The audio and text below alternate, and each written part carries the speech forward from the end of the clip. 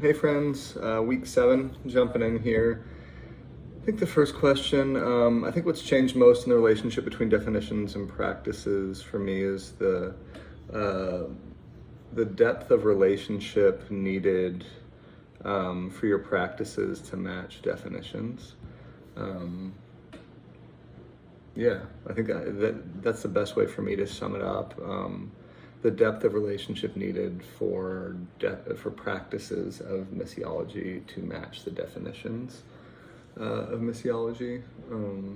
The curiosity needed, the empathy needed, and the time and intentionality required for practices to match definitions. In terms of just interaction with another religious service and members of another religious community. I interacted with a group of Muslims in their mosque, in their worship service. And I think my biggest takeaway is, I was asking a lot of questions about the practices of this community, of this faith, and basically what do you do that says you are a Muslim?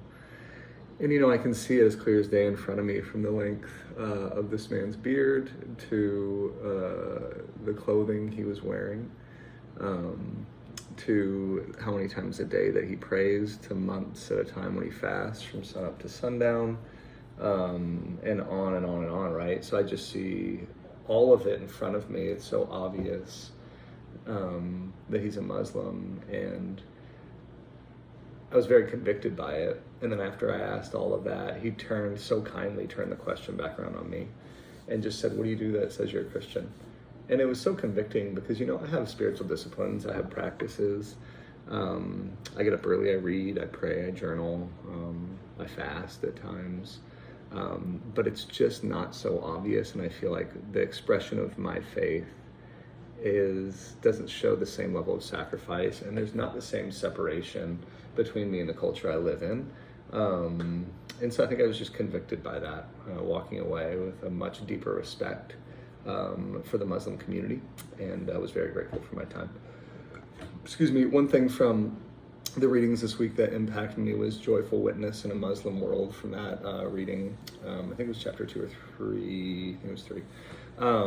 But it was the idea of attachment theory, and joy being the primary emotion that produces attachment, in that traditionally, or maybe typically, as Christians approach Muslims in the Muslim community, it's either out of fear, or maybe some anxiety, or maybe just a lack of familiarity, or even a competition.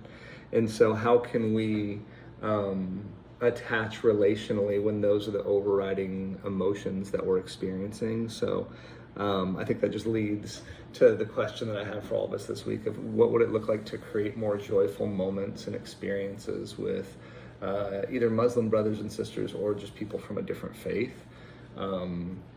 What would it look like to create those joyful moments? I've just been dreaming about that and thinking about that a little bit after my experience and after reading that, and the genuine friendship that can form out of those joyful moments.